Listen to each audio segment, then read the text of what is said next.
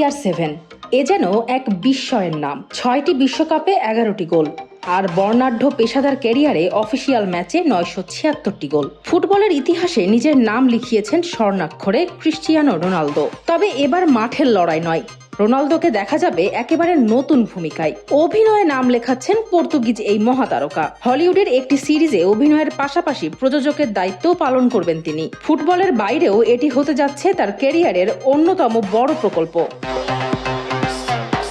বর্তমানে সৌদি আরবের club Al নাসরে খেললেও বিশ্বজুড়ে রোনালদোর পরিচিতি গড়ে উঠেছে ইংল্যান্ডের ক্লাব ম্যানচেস্টার ইউনাইটেডের জার্সিতে। সেই সময়ের কিছু অনুষঙ্গ উঠে আসবে নতুন এই সিরিজে। আর রোনালদোর সঙ্গে থাকছেন আর্সেনাল ও ফ্রান্সের কিংবদন্তি ফুটবলার থিয়েরি অরিও।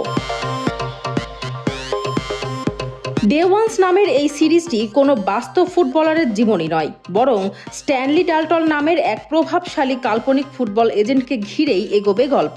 মূল চরিত্রে অভিনয় করবেন হোমল্যান্ড ও বিলিয়ন্স খ্যাত হলিউড অভিনেতা ড্যামিয়ান লুইস। এছাড়া থাকছেন জারপার ডেভ এবং নতুন মুখ কার্লোটা বানার। শুধু অভিনয় নয়, এই সিরিজের কার্যকরী প্রযোজকও ক্রিস্টিয়ানো রোনালদো। ফুটবলের পাশাপাশি গড়ে তোলা তার প্রোডাকশন হাউস থেকেই প্রযোজনা করা হচ্ছে সিরিজটি।